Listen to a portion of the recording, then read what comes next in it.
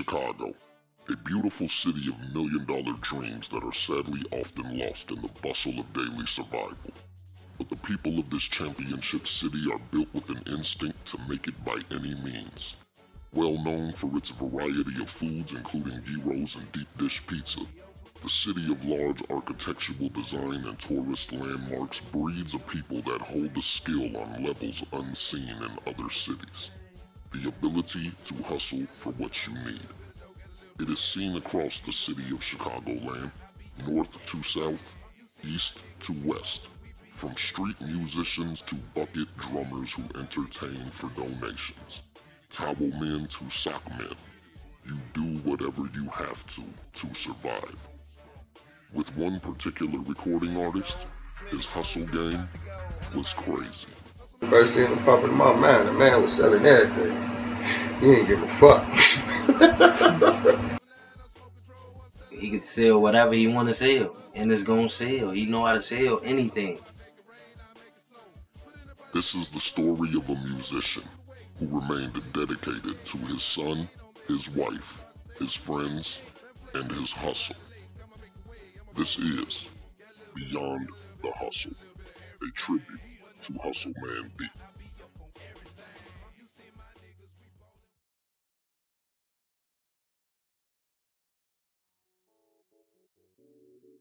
As a music person, man, he was incredible, man. His man went further than when people had really acknowledged. You know what I'm saying? Like, he was doing music at 16 that he should have been they coming out with now. You know what I'm saying? So he was something, you know, as far as writing, producing, to rapping.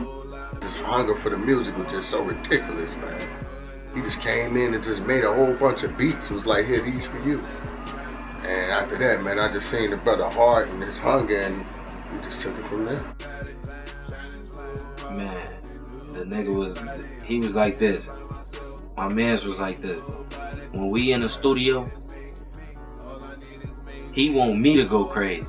And when he want me to go crazy and he on my ass, now when he lounging, I'm on his ass and his energy go through the roof, you feel me? It's like, you know, by him being around me and he older than me, he brought his young nigga swag back out. But he still had his grown man swag. When he step out that booth, he had his grown man swag. But when he in that booth, he on some young nigga shit with me, you feel me? But he still know how to switch it up. And that's who taught me how to switch it up. I know how to rap about some other shit, but I know how to get on that grown shit if I got to, you feel me? That's the type of energy he bring, nigga. Step your A game out, nigga. He with this shit. He wanna make it in this shit. Nigga, when my uncle come home, that's what he said, when your uncle come home, nigga, when BD come home, nigga, we gon' damn that be on, niggas getting show money. You feel me? The hustler. Hear me now. I'm not a hustler. The hustler. This man was the epitome of hustling. Whatever it is, we selling it. Catch our ass out there with them big lollipops for $1 a piece. You think it's funny, but when we bang 3,000 a piece in 5 days, it ain't funny no more. Like, man, that man was the hustler. Get that man a book bag of CDs and watch him be gone in 2.2 seconds, man. For real. On the real. He'll sell you your own lighter. For real. The man that's call a man hustle is for real. For real. I mean, just, man, the man sell them CDs, man. He sell any type of music, man, to anybody. People, you be like, not approachable. Look like a pastor, he about to support. You know what I'm saying? He just sell them to anybody, man. You be like, man, Joe, what's this? You know what I'm saying? No, they ain't gonna mess around. They ain't gonna fuck with us. Watch them fuck with us. You get the Coca-Cola guy in the truck. He go buy a CD. You know what I'm saying? He just, man, he sold anything to anybody at any given time. I done seen this nigga bang CDs, DVDs, and buy whips off this shit. I'm like, man, I gotta start selling CDs. No, this nigga a hustler, bro. He just a natural, like, I'm a hustler, but this nigga, he a advanced hustler. Nigga, sell your own drugs, man. That's my nigga, man. Nigga hustler, man. I made money with that nigga, man. I'm talking about not no little. I made money with that nigga. You feel me? He want no petty hustler. He want everybody to be everybody. You fuck with him, he want you to be a hustler. Your name Hustle too. My name Hustle. You feel me? The type of nigga he is, you his man, you ain't hustling, you ain't getting no money. He not finna let you not hustle. What he gonna do? Huh, bro? I'm gonna give you this, huh? Get your hustle on, just shit. Once you get your paper up, I'll take you to my man's and you can get it in with nigga, the same prices in there. I ain't gonna charge you nothing. My man, he want everybody to eat, you feel me? Everybody want to hustle. You not finna be around us broke. Cause I'm not finna pay for your shit. He not finna pay for your shit. Here goes something, nigga. You take these CDs or these DVDs, take this jab, nigga, go slang that, nigga. Kind of, you feel me? But now, if you in a position that we know you ain't no hustler or none of that, and you one of the guys, I'm fucking look out for you. So you get your ass a job, nigga. You feel me? And that nigga work a job, hustle. Legit with it, man. You know? That's how hustle was. Like, if he eating and you with him, you eating and they with you, so they eating, and damn it, we all eating and nobody knows who the boss is. We just getting it. That was hustle. That was his mentality. This man show up at my door one morning with a trunk full of merch. Like, dog, I want to get the fuck out of here and I want to go somewhere I ain't never been. I got people there, family there, but I need this bread. I say, well, what you need? He said, I need 500 or better by the night, so we need 1,000 or better. I'm like, on a Tuesday, dog? It was like a Tuesday or a Wednesday. I'm like, how the hell you plan on doing that? He said, man, because we going to get out here and fucking get it. And we did. I'm talking about we left my crib at like 10:15 that morning. We ain't pulled back up to that bitch till damn near 12:30 at night. And both walked away with a little over 600, a little under 600. Man, we pulled it, you know. Hustle left home in the rear-view mirror, but he never lost contact. Once he had himself in better situations, he returned frequently to work on his music and check in with his close friends and family. I'm like, so when you gonna get tired of that out of town shit and come home? He said, never, dog. He said, shit, I'm getting money, legit. My music cracking for me out here. He say, and I think I met my wife. And he never came back home. Because he found what home was. He planted his feet and he began to build. My name is Coriana. I was Hustle's fiance and also his baby mama.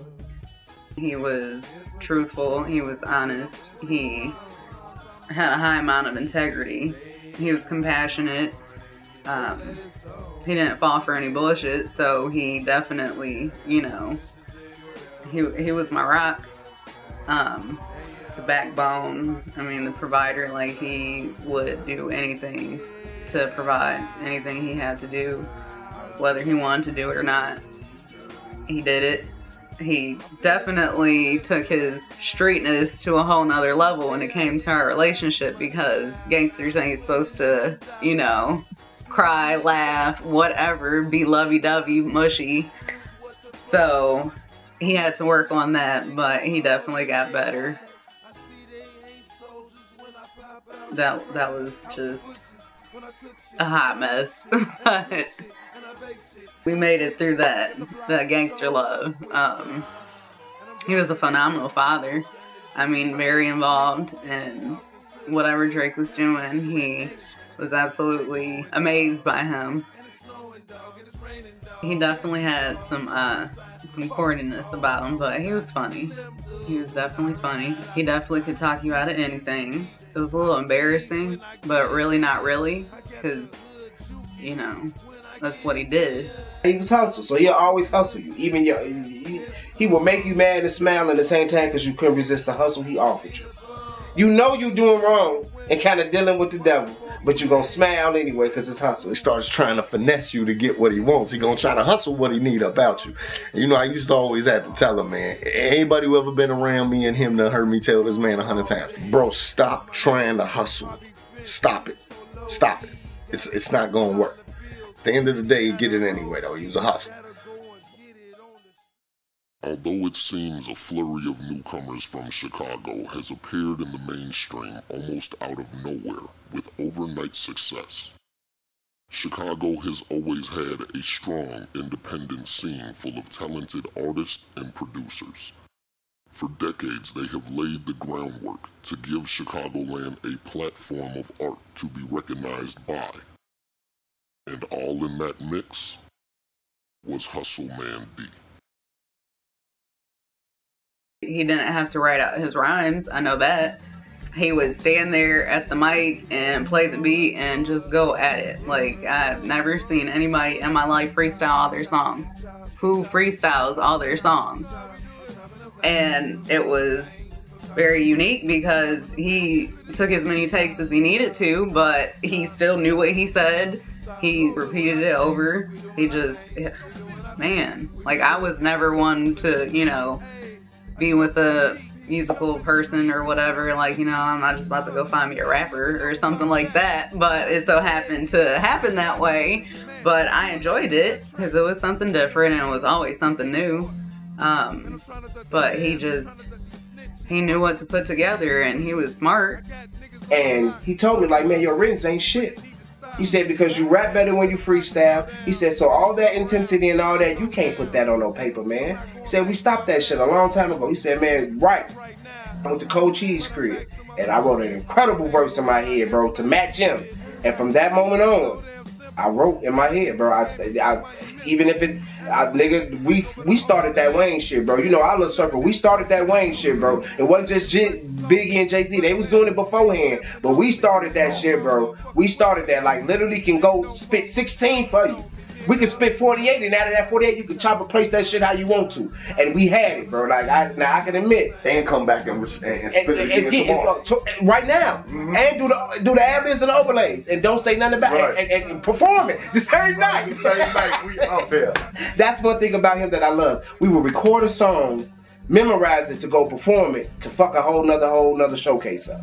He used to be like, nah, bro, I don't want to perform the same song. I said, bro, we can't keep recording new songs. We ain't even, that song hot. He'd be like, nah, bro, we'll have to re-record a song. You know, your verse here, make me practice it, bro, from the time we leave the studio with the show tape. To go to the show, and I still fuck up, man. He know my verse. He know my verse and his verse. That's how you know the nigga was ingenious, bro. I love him, man.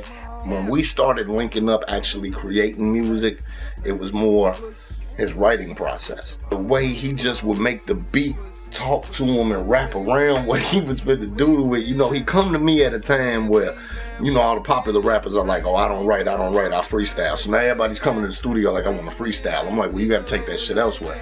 And I'm not finna sit here and go through you trying to make a song off the top of your head and then mix and master it and then you say you don't like that. I ain't on that shit. That, you know, Wayne do it, Young Money do it, the Jay do it. They engineers make $35,000 a month. You pay me $35,000 a month, you can sit here and freestyle out to hell. I come from nothing. You can give me $3,500 and I'ma sit in this bitch all month and get you in. You know what I'm saying? Like, let's get it. But you know, he man, I got it, bro. So I fuck it for you, I'ma do it. So I do it. And this man laid a project down in like 3 days, coming through, kicking freestyles. I'm talking about, I'm watching this man build a hook off the top of his head and laying it, and then freestyling the verse, and it's making sense and it's hot and the style is different. You know what I'm saying? Because Hustle, he was from Chicago, but this fool was everywhere. You know, you see him in the hundreds on the south side on Tuesday and run into him on the pole on a Friday, and Sunday he called you from Cali. And next month he calls you from Detroit. And a week later he's in Fort Wayne, and then he back posted up in the land like he never left. Like he was everywhere, and that shit went into his style and the way he presented himself. And man, he laid this bitch down, man, like 3 days, and it was hot as hell. And we were able to release his first project by him doing that. His first actual project with his face on the cover and his CD on the websites and pushing it in the streets. Hustleman was a jack of all trades in the underground circles. Depending on who you spoke to, he wasn't known by everyone for his lyrical talents. It's kind of unheard of. You'd be like, you'll talk to somebody like, yeah, I know him. I know dude, he make beats. And you'll talk to somebody that's like, I know dude, he raps. So, you know, it was kind of crazy. On the MPC, dude, we used to time each other like, these kids go on the computer now and do it in 10 minutes, but bro, to do a beat on the MPC in 10 minutes, bro. I'm talking about turn off all the sounds in the MPC and lay his drums. He taught me how to do this. This is a trick. This is what I'm saying. The man was a genius, bro. He would do the melody. And then after he do the melody, he would single out, he'd start his all, you know, he'd have his tracks. He'd go to the drum break, he'd cut out the melody and do the drums straight to the metronome. Do the drums straight to that. Then he'd go tweak the drums. He'd tweak in the MPC, you know how you can put it where you want to. He'd tweak it. Then he'd bring everything in, bro, and everything be on point. Most people had the metronome, like pop, pop, pop, pop, or whatever it was. Pop, pop, pop, pop, pop, pop, pop. If it was pop, pop, pop, pop, bro, it'd be like this. And it's pop, pop, pop, pop. Head would be way off. Like nowhere, no rhythm with it, but be on point. Like, I don't understand how your body can move way away from the tempo and you still be in. I never understood that about that brother, man. Like, I mean, your mind has to think so fast for you to be that off and then to be that on. Like, just that type of shit, man, made him different than anybody, man. Melodies, how melodic his shit was. Shit that people doing right now that he was doing then, you'd be like, why is he doing this shit? Oh, this new shit, man. You know what I'm saying? On the real, like the little singing Drake shit. Bro been doing that shit, man. Like, on the real, when niggas was wearing big clothes. For real, so shit. I mean, she stood out, man. Or then you'll be like, man, you know what I'm saying? This nigga dope on Just Man with a lyric. Bro be like, you know what, you dope too. Sit there and make you some beats. Like, what? Bro be like, you know what, I'm gonna record you too. Like, for real? And so that his work ethic, that's what stood him apart from people, man. I mean, we gonna miss that boy. Straight up, man. That's my dude. He always used to do this shit with the bass where he used to always change the octaves and know how to do an undertone on the bass. Like, he was real good at that. Like, he used to tweak bass real good. He was like, bro, this shit gonna knock, because he would triple layer the little kicks. I never understood why he did that until now, when even like when he had a bass going and you used to listen to it in the car, it be rocking. And man, that man did like 7 beats on me. I went to sleep for like 2 hours before he did 7 beats. And I promise you, each and every one of those beats was smacking. And he looked at me like, oh man, that ain't nothing. He just always wake me up. Oh man, that ain't nothing. His creative talent wasn't only limited to sound production. He also worked behind the scenes on many videos. His work ethic and drive motivated those around him. When we first started getting into the video, you know, we ain't know nothing about that shit. But at that time, it wasn't 2,000 cameramen, 20,000 rappers, 50,000 producers, and 10,000 record labels in our area. It wasn't like that. So you had to learn this shit on your own. So we ain't know no better. You know, we running in the store grabbing bullshit cameras and everything. We get everything, and I'm like, man, you know, my whole problem is I want to knock one of my videos out, but I ain't got nobody to work the camera. So Hustle was over there one day, and he like, well, fuck it, I'll do it. I'm like, what you know about shooting videos? He like, man, I do this music. You know, he sound like me now. I do this music. And man, he came up with a dope ass idea, Joe. We gonna sit on this thing, so it's like I'm moving.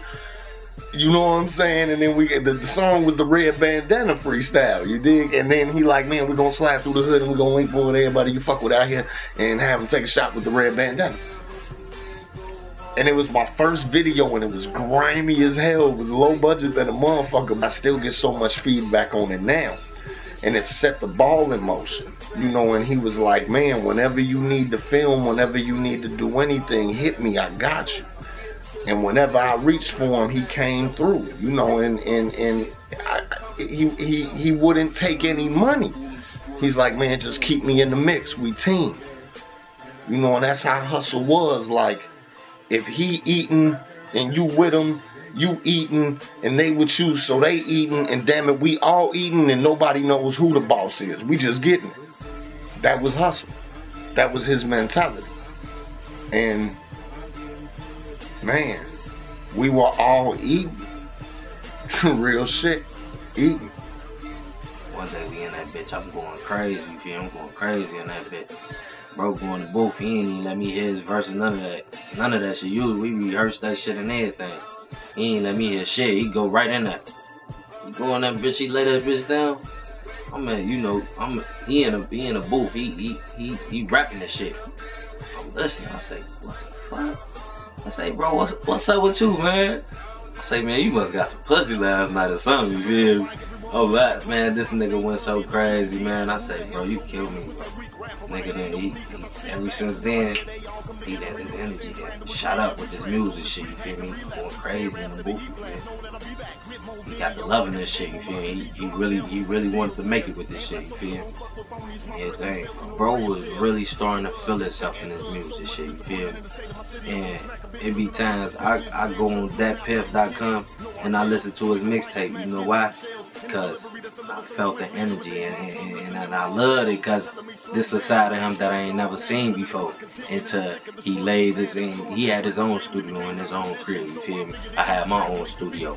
So sometimes I come over there and work on some shit. Sometimes he'll come over here and work on shit. But when he at the crib by himself, he smoke his little kush, he blowing the shit. He come through with flash drive. Boom, check this out. Loud speakers banging. You feel me? Do it so hard that I make it look easy. I say, damn. Bro was gonna make it in this shit.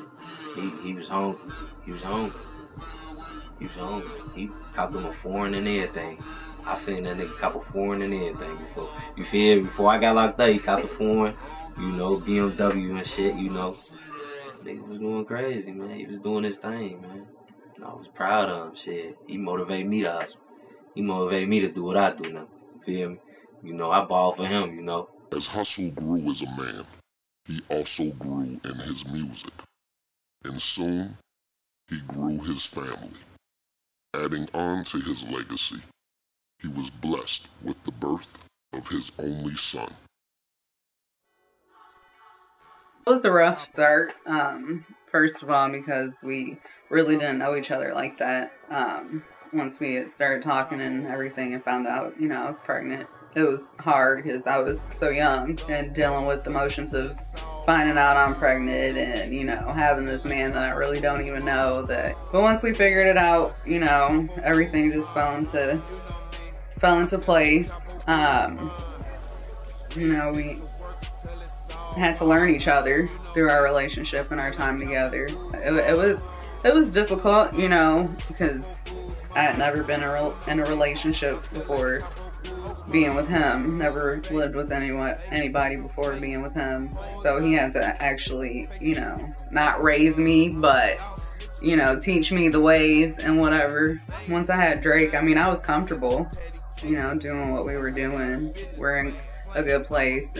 Then, of course, times where things happen and, you know, gets a little rough, but we always work through our problems,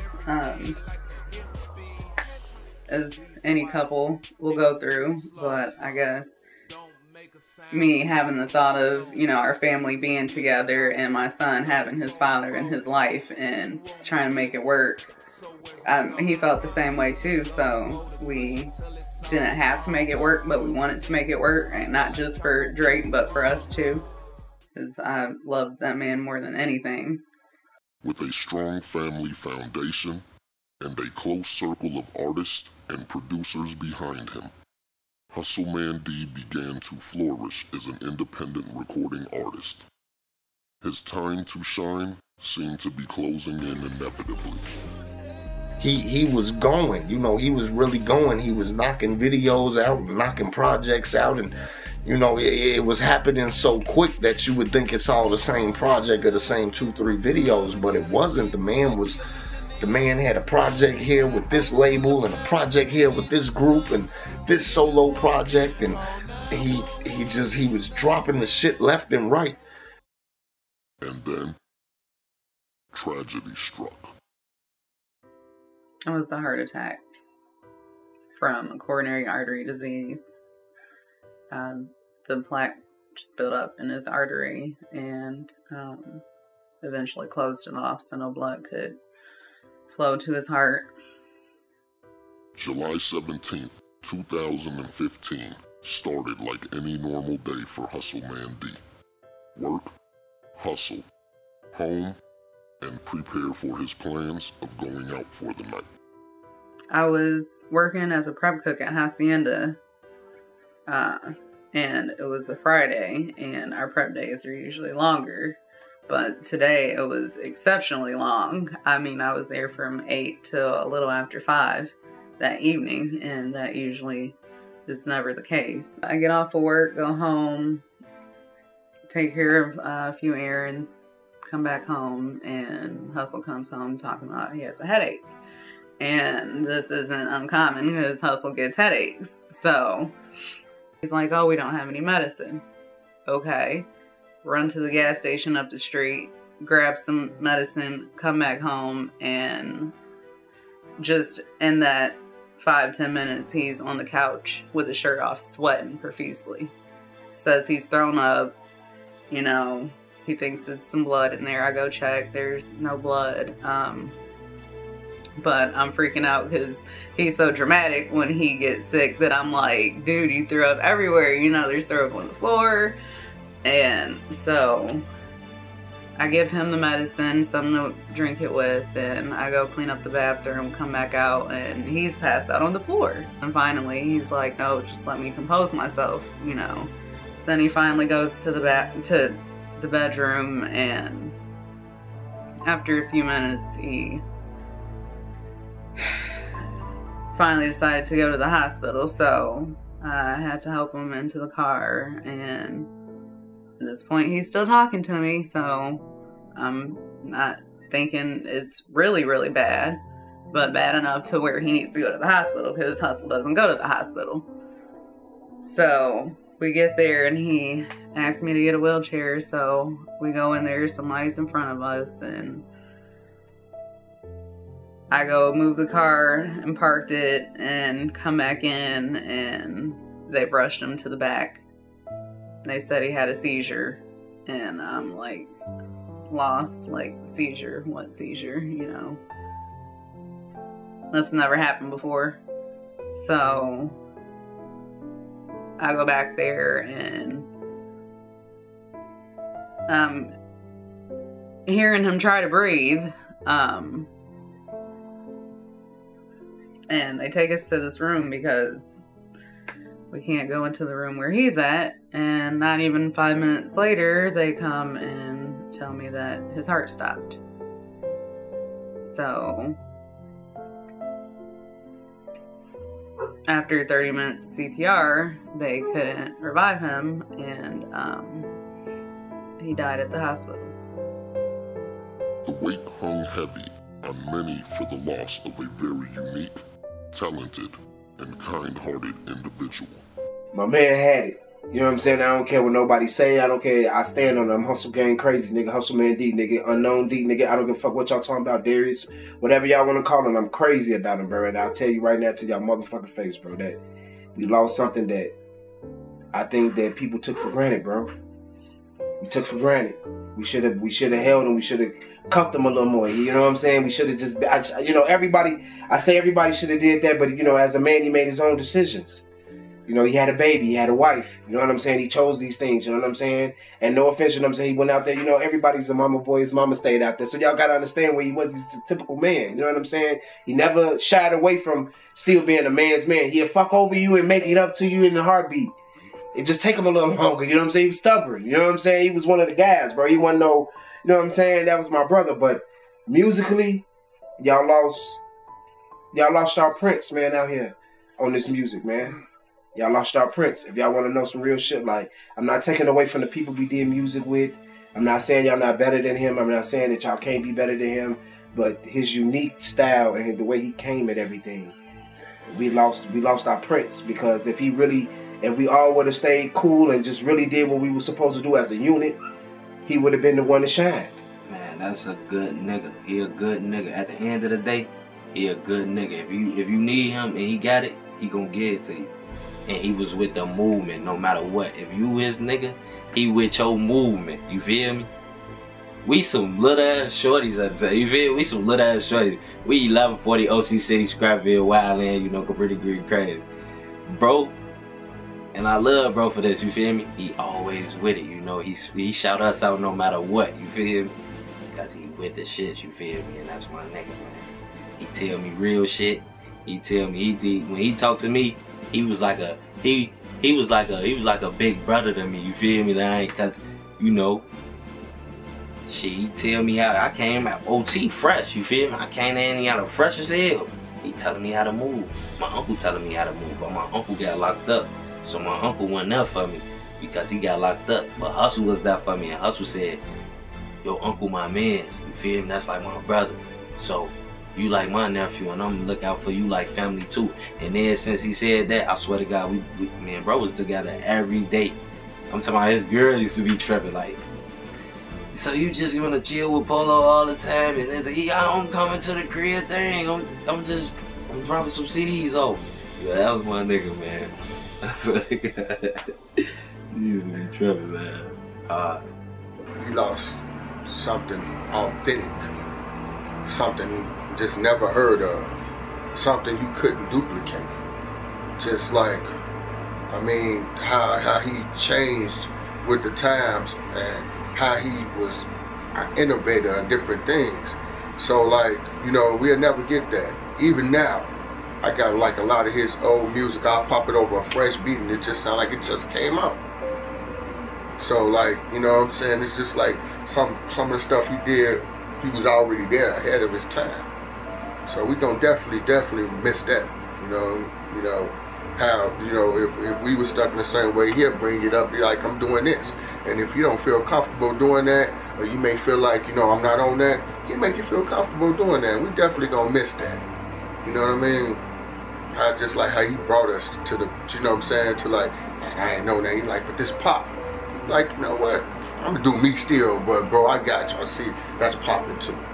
So, I mean, you know, that's definitely, you know, we miss that. You think of every image you can of positiveness and progression, you know, happiness, peace. Those who stop to smell the roses in life. You know, those who, even though I'm having a shitty ass day, they having a shitty ass day, so I'm gonna do everything I can to make them smile and not realize it's a shitty day. That's what we lost when we lost Hustle. You know, we lost manners. We lost an OG. We lost one of the real ones. They ask you, you know, the new question these days is, what is real? I feel like if you gotta ask that shit, something's wrong. You ain't real. You know what the fuck real is. We lost a real one, a really real one. And you know, they're out here, but they're hard to come by. But we were blessed. I was blessed. Everyone who knew this brother was blessed to have known him. You know, like I said, what he touched turned to gold. Everything he touched grew. He touched over here and we grew. We grew into a powerhouse independently. You know, we were blessed through his golden touch. I don't think he ever knew that. Him jumping in and shooting my first video set the ball in motion for me to have 40, 50 fucking music videos today. You know, for the company to have over 300, he set the ball in motion for that, because we didn't know what to do. He showed us, and you know, how you plot it, how you film it. You know, I mean, we knew, but we had never done it. You know, he was just built for that. And you know, like I said, we're blessed to have gained the knowledge and understanding in life that we did from the short time that we were allowed to have him in our lives. When speaking with his fiancée, she focuses on the game of love and the life she had with Hustleman D. The beauty in all life, or all the beauty in life too, I guess. See the positive out of everything. Definitely true love. I mean, that man loved me, and ways I've never been loved before.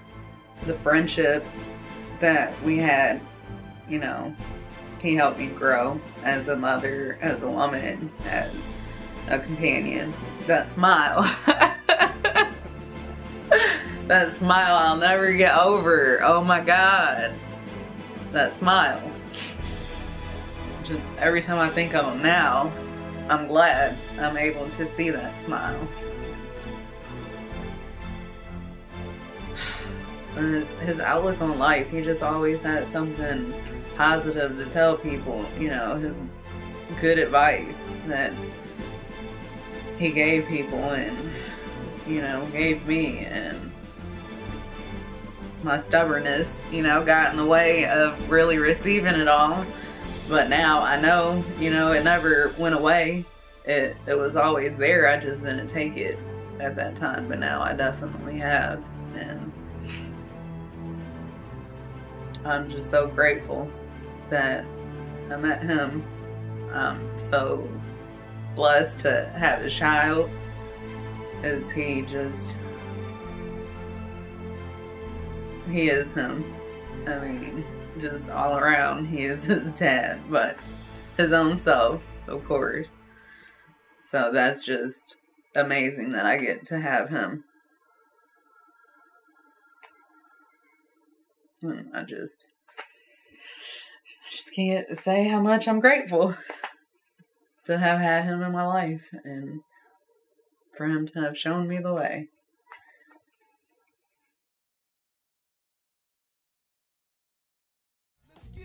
Fiends is calling my phone, off the hook, off the hook, off the hook, off the hook, 'cause them fiends is calling my phone, off the hook, off the hook, off the hook, off the yeah. Cell phone whammy, ringing off the hook. I'm a motherfucking crook, take a second look. Money all day juking, like a book. I could judge these niggas, I ain't no rookie. I'm a tough cookie, bleed the block crazy. Get money all day, I'm never lazy. Hustle all damn day, we be juking.